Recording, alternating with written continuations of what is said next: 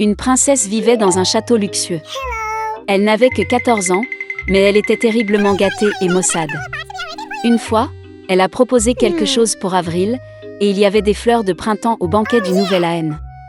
Elle a publié un décret dans lequel elle a annoncé le début du printemps, et a promis de récompenser généreusement celui qui apporte des personnages au palais. Dans une petite maison à la périphérie de la ville vivait une belle-mère avec sa fille et sa belle-fille. La belle-fille était une fille très douce et gentille, et son nom était Masha. La belle-mère et la fille étaient très paresseuses et en colère, et elles blessaient la pauvre fille de toutes les manières possibles. Ils voulaient vraiment recevoir la récompense promise par la princesse, mais ils ne savaient pas où se procurer les personnages en hiver. La vieille femme a décidé d'envoyer Masha dans la forêt pour leur apporter des fleurs printanières. La belle-fille a commencé à implorer sa belle-mère d'avoir pitié d'elle, car il faisait noir et froid dehors. Et quel genre de personnage peut-il y avoir en hiver ? Mais la vieille gourmande ne voulait rien entendre. Elle a donné un plus grand panier et a conduit Masha à la porte. La fille gelée avait très peur dans une forêt sombre. Soudain, au loin, elle vit une lumière. Elle était ravie et est allée à sa rencontre. Il s'est avéré que c'était un grand feu ardent, et 12 personnes se réchauffaient autour de lui. Reprenant courage, la fille s'est approchée d'eux et leur a dit que la méchante belle-mère l'avait forcée à aller dans la forêt et à ramasser des personnages. Il s'est avéré que c'était 12 mois. Les frères se sont sentis désolés pour Masha et ont décidé de l'aider. Frère April a scandé un sort, et soudain le printemps est arrivé dans la forêt et dans la clairière. La neige a fondu, l'herbe verte est apparue, les personnages ont fleuri. La fille a commencé à ramasser des fleurs et en a bientôt rempli un grand panier. Le jeune April l'aimait beaucoup et il lui a donné une bague magique. En cas de problème, il doit être jeté au sol, jeter un sort, et les 12 mois viendront à la rescousse. Masha les remercia et rentra chez elle.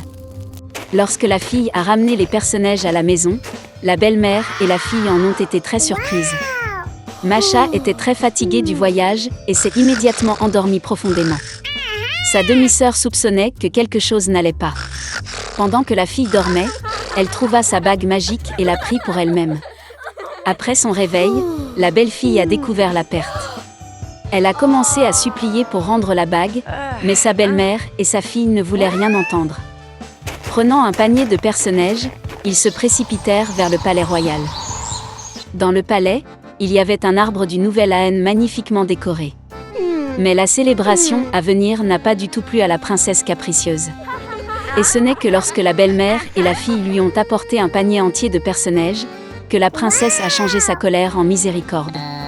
La belle-mère ne pouvait pas dire clairement d'où venaient les fleurs, et elle a dû admettre que sa belle-fille les avait ramassées.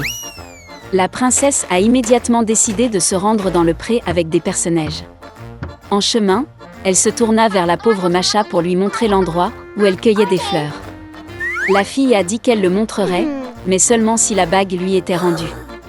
D'une telle insolence, la princesse s'est fâchée et a jeté la bague. Mais la belle-fille a réussi à jeter un sort. Immédiatement, un vent fort s'est levé, le tonnerre a grondé, le feuillage est tombé et la neige a commencé à tomber. Le vieil homme January leur apparut. Il a invité tout le monde à faire un vœu. Par peur, la princesse a souhaité être dans le palais le plus tôt possible. Masha a fait le vœu que tout revienne à sa place en temps voulu, hiver, en hiver, été, en été. La belle-mère et sa fille étaient si gelées qu'elles voulaient des manteaux de fourrure de n'importe quelle fourrure, même d'un chien. En disant cela, les femmes gourmandes se sont immédiatement transformées en chiens. Ils étaient attelés à un traîneau sur lequel la princesse devait se rendre au palais. Masha a remercié les frères pour leur aide. Ils ont promis de transformer la belle-mère et sa fille en humains, mais seulement quand elle deviendrait obéissante. Des mois ont donné à la fille un magnifique grand traîneau, attelé par des chevaux fringants.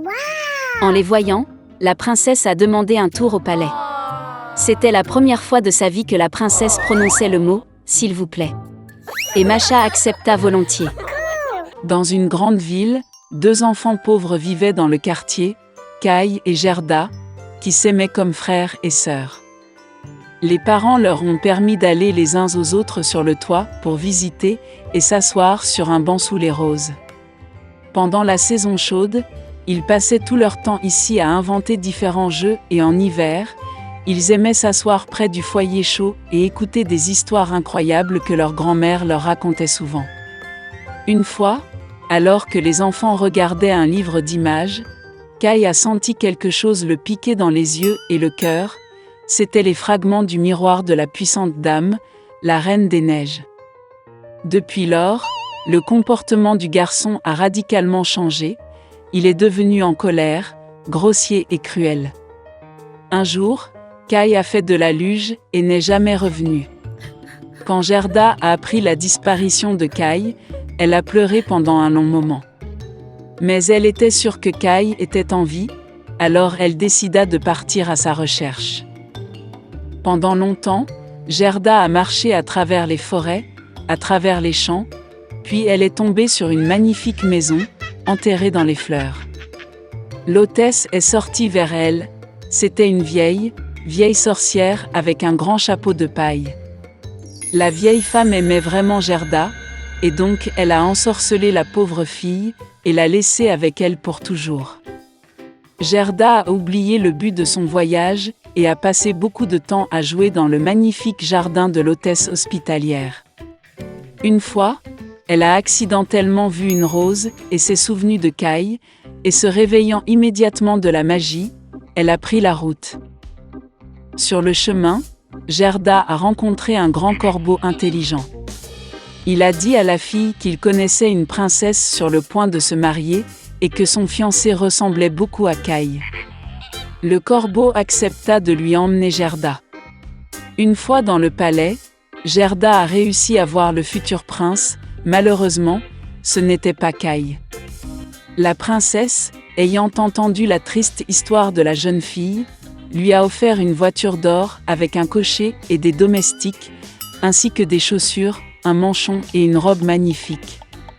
Et Gerda a pris la route. Dans la forêt sombre, la voiture étincelante a immédiatement attiré l'attention des voleurs, qui l'ont immédiatement attaquée. Le voleur a fait prisonnier Gerda. Elle a emmené Gerda au château du voleur pour montrer sa ménagerie, qui contenait des pigeons forestiers et des rennes de Laponie. En entendant l'histoire de sa captive, le voleur eut pitié d'elle et la laissa partir avec le renne à la recherche de Kai. Le renne a amené la fille à la vieille femme Lapone, qui a réchauffé et nourri la jeune fille épuisée. Elle a écrit quelques mots sur la morue séchée à son amie Fine, qui vivait près du palais de la Reine des Neiges, en lui demandant de l'aider. Elle expliqua à Gerda que la raison du mauvais comportement de Kai était les fragments du miroir qui frappaient son cœur et ses yeux, et il ne serait jamais le même si la glace n'était pas fondue par le pouvoir d'un cœur chaleureux et aimant. Gerda se rendit au palais de la Reine des Neiges. Toute seule, personne n'osa s'approcher de la maison de la puissante dame. Elle était très froide et effrayée. Se retrouvant dans le château, Gerda fut surprise de voir à quel point il était froid, désert et mort. Bientôt, elle remarqua Kai, qui devenait complètement bleu, presque noirci par le froid. Le garçon s'est assis dans un coin et a essayé de mettre le mot « éternité » hors des glaces, car dans ce cas, il aurait reçu le monde entier et une paire de nouveaux patins en cadeau de la Reine des Neiges. Gerda se précipita vers Kai, le serra fort dans ses bras et se mit à pleurer. Avec ses larmes chaudes, elle fit fondre l'éclat coincé dans le cœur du garçon. Après avoir ramassé, Kai a également commencé à pleurer, et le deuxième éclat a coulé de ses yeux avec des larmes. Comme ils étaient heureux de se voir. Mais il n'y avait pas de temps pour la joie. Ils ont dû sortir du palais de glace avant le retour de la Reine des Neiges. Lorsque Kai et Gerda sont finalement sortis du royaume de la Reine des Neiges, ils se sont dépêchés de rentrer chez eux. Sur le chemin du retour, ils ont rencontré tous les amis qui ont aidé Gerda dans sa recherche. À la maison, leur rose fleurie préférée les attendait, et tout ce qui se passait fut vite oublié par eux, comme un rêve lourd.